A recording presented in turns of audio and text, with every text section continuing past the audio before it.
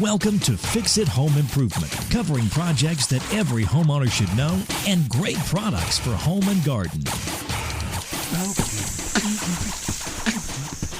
Hi, I'm JC, and this is where we share weekly home improvement tips. I'm here with my co-host, Cindy. Hello, JC. Hi, Cindy. This week we're going to talk about laundry room organization, and we'd like to thank Mike Luoma for mentioning our podcast on his podcast. It's called Glow in the Dark Radio. He narrates his science fiction ebooks. And our 13th ebook is at the editor. It will soon be on Amazon. Yippee. The scrub board was invented in the 1700s. And this is a wood board that had grooves in it. You would rub your dirty clothes against it to help remove dirt. Mm-hmm. Early colonists... I think my grandma had one of these. Yeah, it's pretty funny. Well, in 1868, the New York... She was not that old. The New York Times had an article that called a washboard a great American invention. So early colonists would go out to a stream if it was close to their home, and they'd wash their clothes in the water, and then they'd scrub it against a washboard. It's like, I hate doing laundry now. I can't imagine doing that. It got some good exercise. If you weren't near a stream, you would heat water and fill a bucket, and then you'd soak your clothes, and then you would use a washboard to try to get the dirt off it.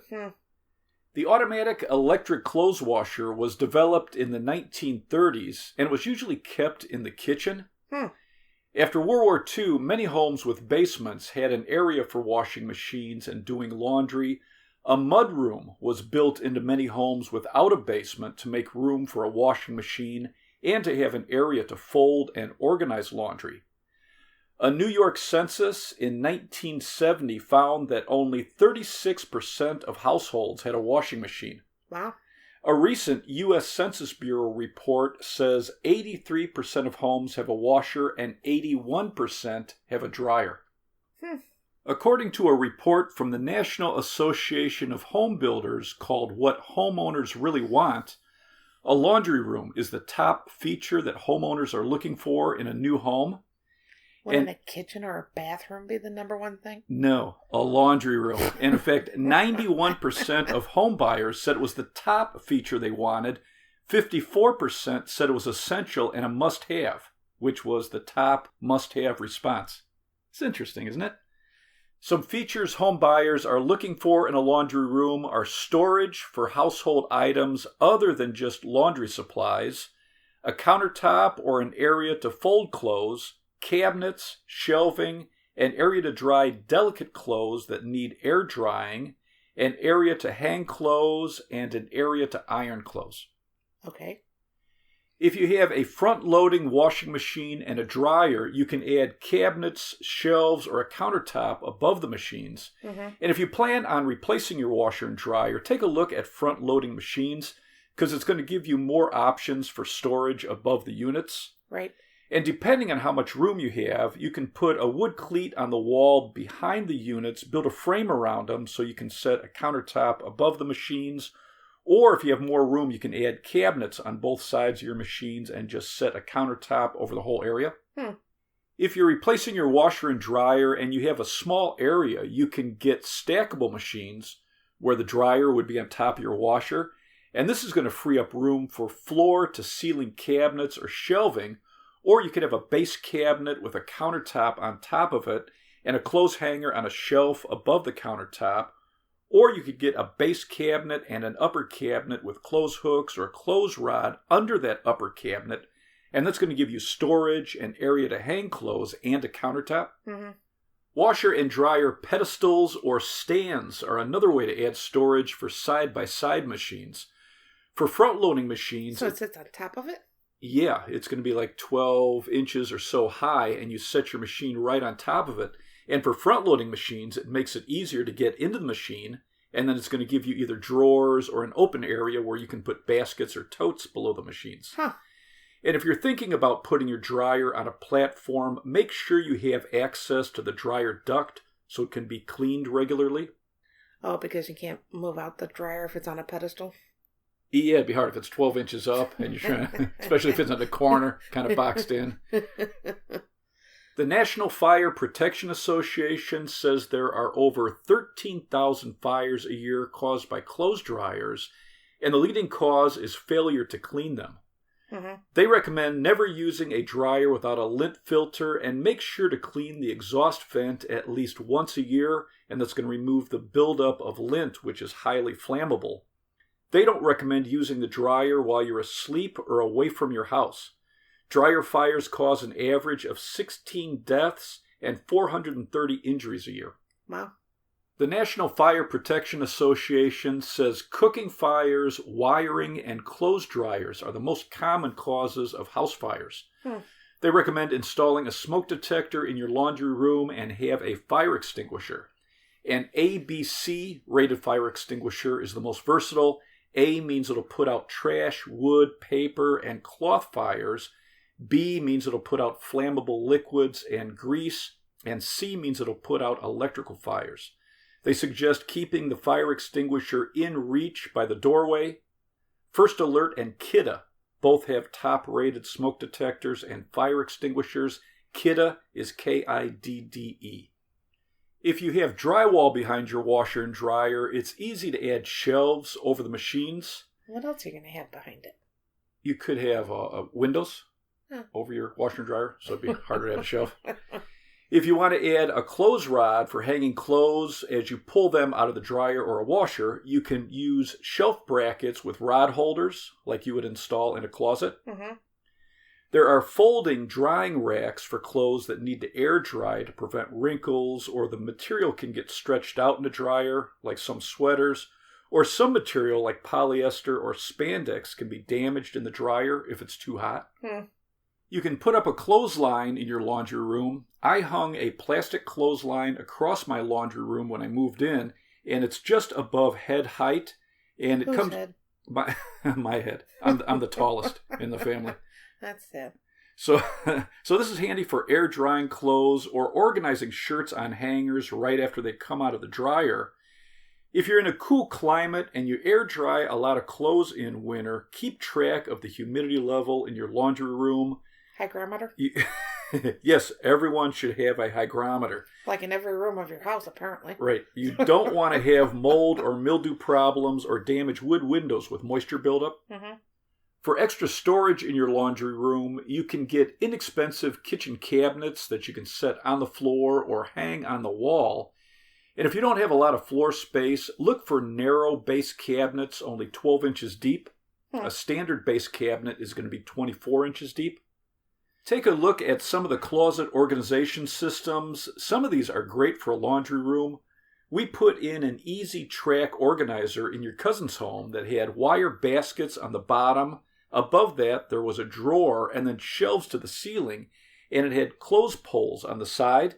Mm-hmm. Easy Track has a hamper kit with shelves that hang on the wall, and then 2 hampers that hang from a pole on the bottom of the shelves. Oh, that's nice. And Easy Track is EASY, capital TRACK. I spoke to the company Wall Control. It's WALL, capital CONTROL. They have 3 laundry room organizer kits that hang on metal pegboard.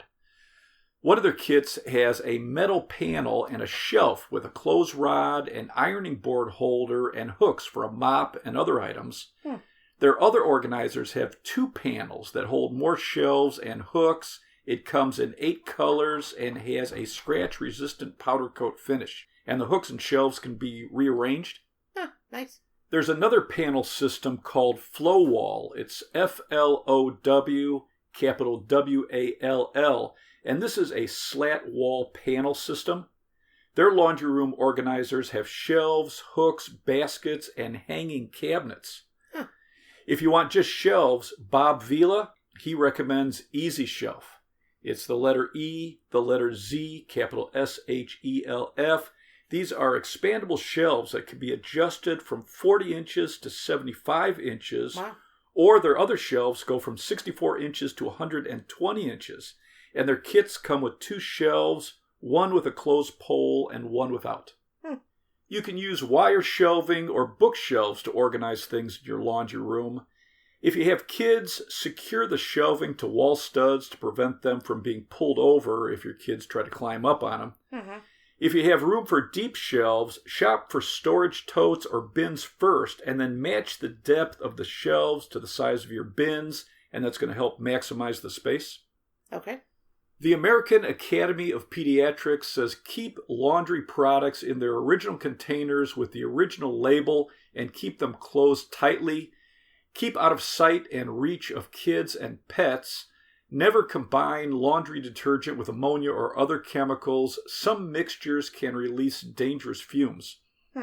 Keep the laundry room closed and locked if you have children in the house. Single-use laundry detergent is very concentrated and toxic. Even a small amount of the detergent can cause serious breathing or stomach problems, eye irritation, coma, or even death. Wow. Detergent packets or pods can look like candy or gummy treats, and biting a packet can cause it to burst. Mm-hmm. Between 2012 and 2017, U.S. Poison Control Centers received over 72,000 calls related to liquid laundry detergent packets. Wow. About 90% involved children 6 years old or younger. Mm-hmm.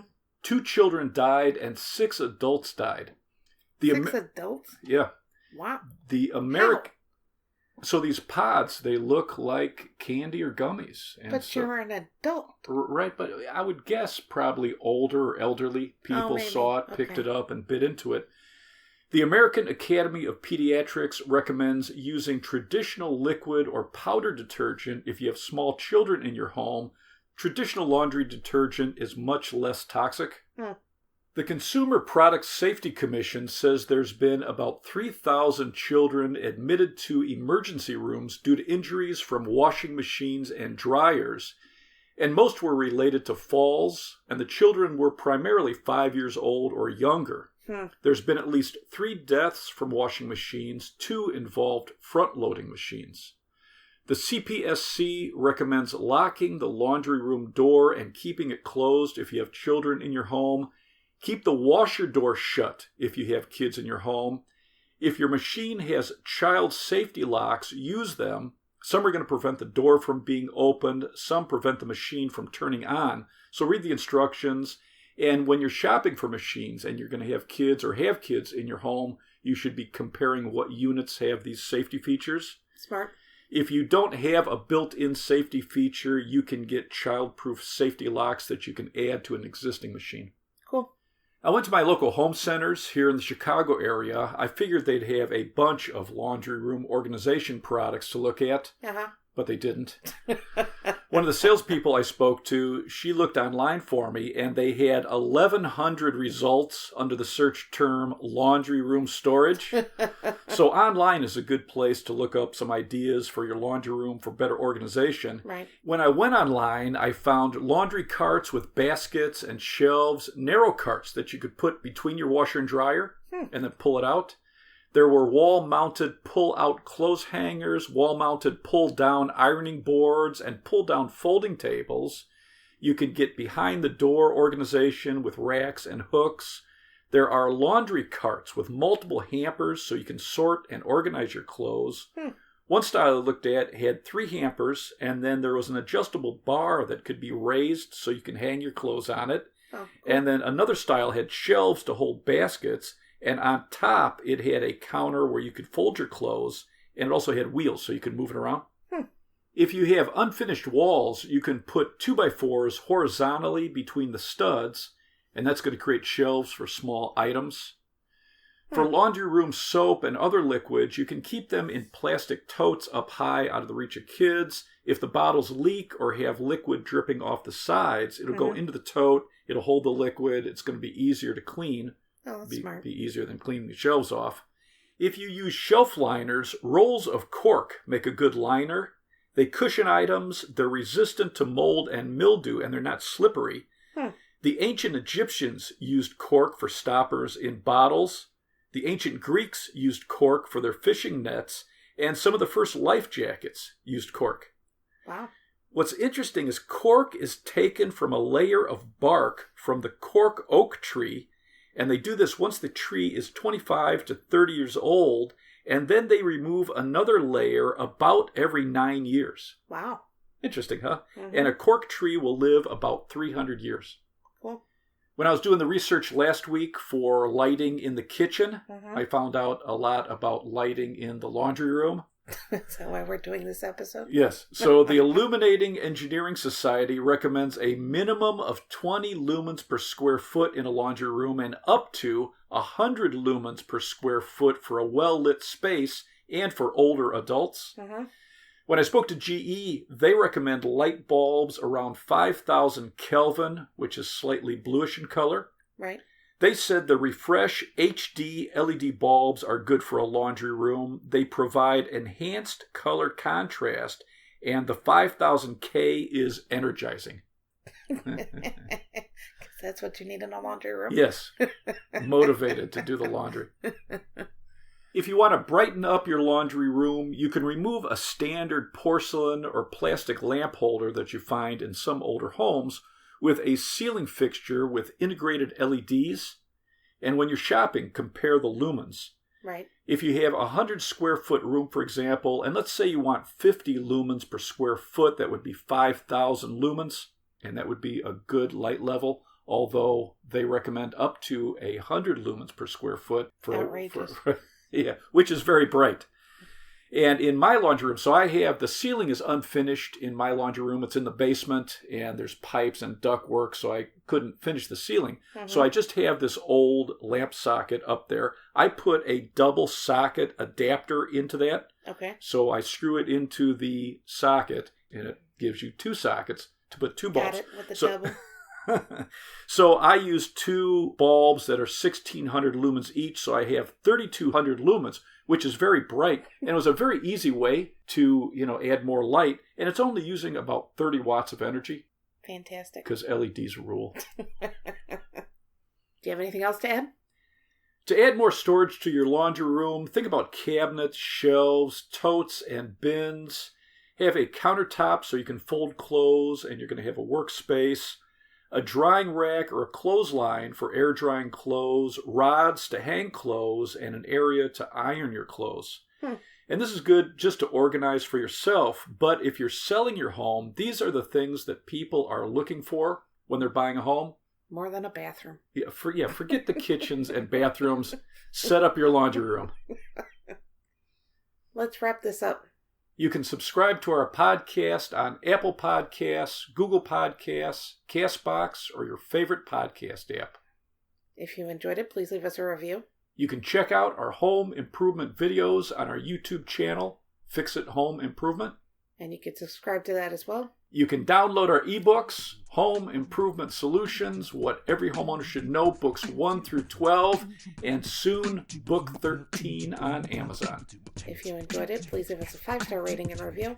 You can email us at fixitpodcast@gmail.com. You can follow Cindy on Twitter @FixitCohost. You can follow us on Instagram, Fix It Home Improvement.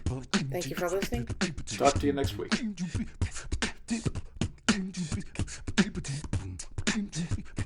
Jeff